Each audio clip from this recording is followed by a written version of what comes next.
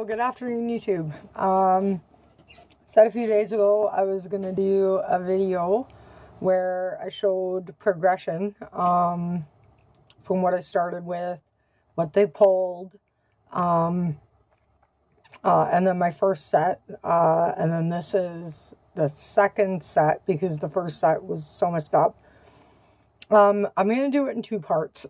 This first part is basically going to be a summary of just kind of what led me to here. Now, if you've watched all my videos, you have a pretty good understanding of, my medical conditions and everything that's happened. So feel free to just skip to the next video. But if you haven't watched all my videos, yeah, let's get right into it because, only got so much time. Okay, so I just want to start out by saying I started smoking at a very young age.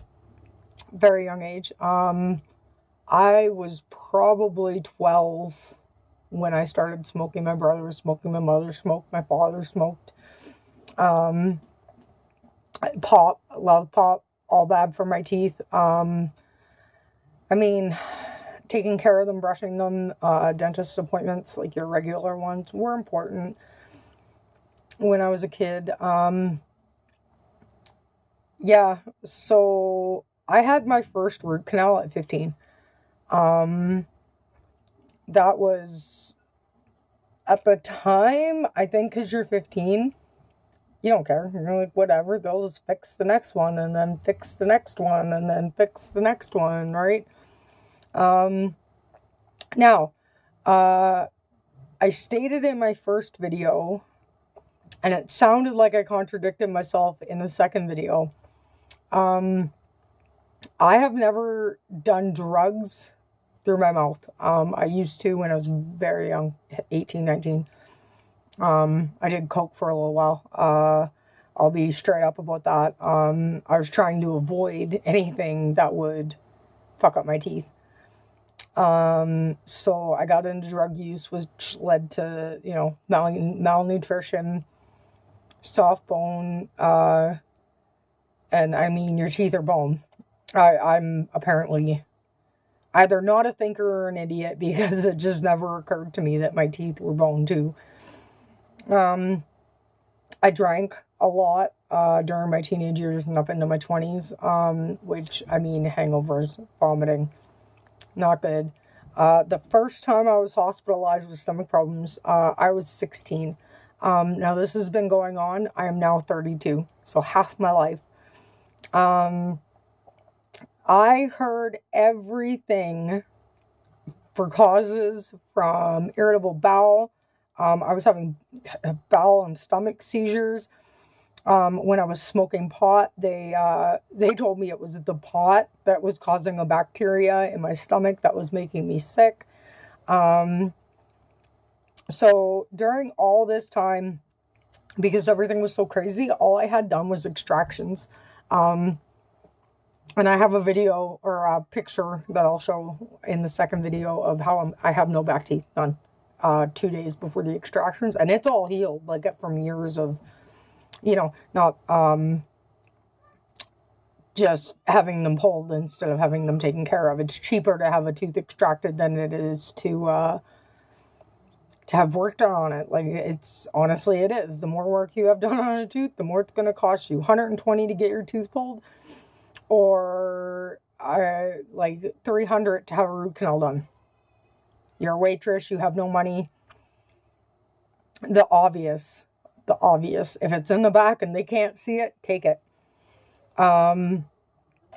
So, hang on. I have cue cards today. In 2005, I ended up going to stay with my mom for a while. And someone had found me a dental school that I could go to because at the time I had no insurance, no income, no job. I was out in Saskatchewan in the middle of, nowhere. Actually, I was pretty close to Tisdale, if anybody knows where that is. Shout out, cute little town. Brent Butts from there, by the way, if anybody knows who that is, from Corner Gas. So in 2005, I founded a dental school, and as they were doing like the exam, they had my mouth open, and the person that brought me actually made a comment, "God, you're so pretty till you smile." Straight up. That was the biggest blow I think I've ever had in my life.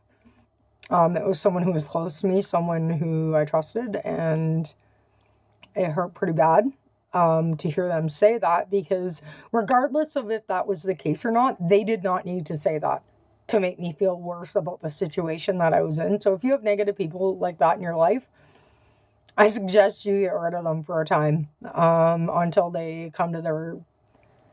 Sorry, I keep wanting to swear. Until they come to their senses, because that is just straight up rude. That's rude. I'm trying to better myself, and you are sitting here saying nasty shit to me. No, not happening. So for 2 years, I just kind of maintained, brushed. That was it. Didn't floss, didn't... My original teeth were also pretty close together, some of them, so I couldn't get the floss in. It would always break. Always. I couldn't get it in. In 2007, I met my now husband. I was really good at hiding it, I think. I just got really good at covering my smile. In 2010, we were living together. I had kind of come to him about what was going on. We had some major... He had insurance, put me on the insurance. We weren't married yet. And I had some major rework done. I felt better for a while. In 2011, got into a car accident, which required heavy medication, was not good for my teeth. So all that major rework started to dissipate. And when I say major rework, I had root canals, facials, fillings. They were talking crowns at one point, and a partial in the bottom, but I just couldn't go back. I couldn't. At the time, things were... Financially, we were just trying to get out of debt, and there was a lot of shit going on. So in 2011, I got into the car accident. After the car accident, I kind of had one of those near-death experiences. My husband and I were already engaged at the time, so we were my fiance. We got married that year. I got pregnant that October. And anybody who's been pregnant knows bone softening. And if you're sick, which like I was, for the whole 9 months, vomiting eats away at your teeth. And I'm sorry, when you're sick, the first thing you do when you get sick is you want to go back to bed. The first thought, I'm sorry that it didn't run through my head, was, oh, let's stand at the sink and put a toothbrush down my friggin' gullet so that I can throw up some more. Like, that just wasn't, part of the plan. Little side note on that. If you have problems like that and you're trying to save your teeth, baking soda and water, mix a little bit, swish it around, it nullifies the acid, and then just go to sleep for a while. Because my dentist told me that if you do have stomach problems, you're brushing that acid into your teeth, and then it can actually cause more problems in the long run. So just something you guys might want to think about. Well, during that first pregnancy, in the first trimester, I got an abscess that almost killed me.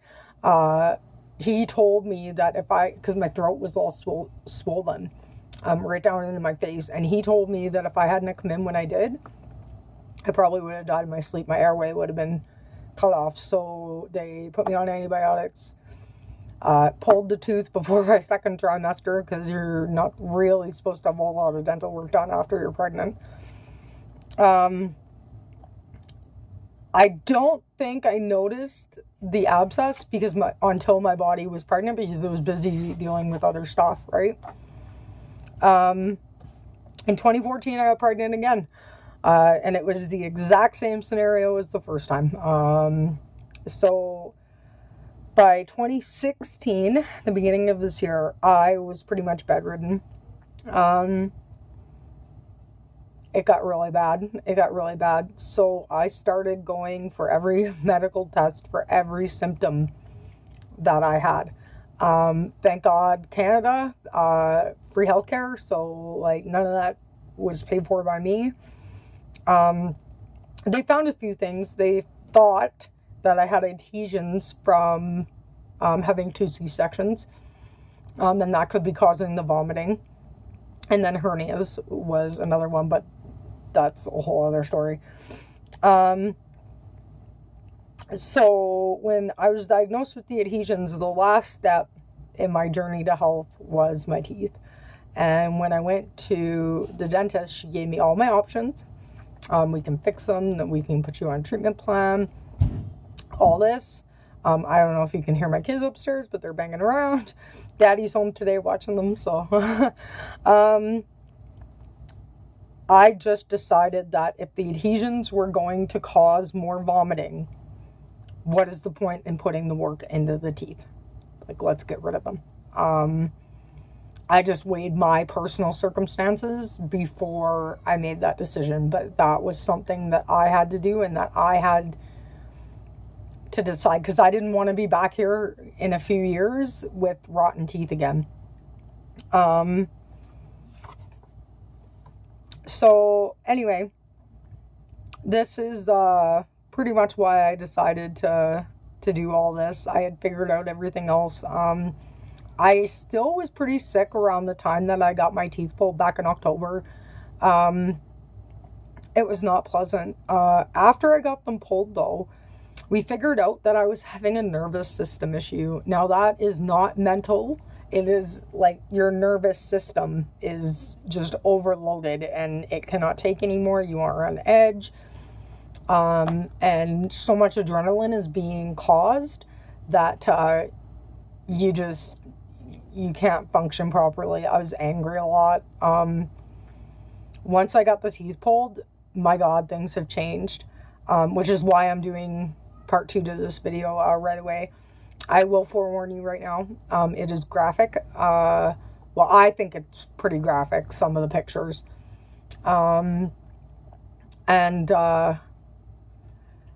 Yeah, like I feel that I need people to know why this was I went such an extreme route on what was happening, because keep in mind, I'd already had done dental work done back in 2010, and out of our own pocket, I probably put $2,000 in my mouth, and I had insurance that covers most of everything. So, like, I had a lot of money put in to this smile, and then with the pregnancies, everything just went downhill. And I figured if I'm going to stay sick, it's just going to be easier to pop them out and get sick, right? Like, granted, I have not been sick since. I have been feeling really, really good. I had one day where I had a little bit of an episode, but that was it.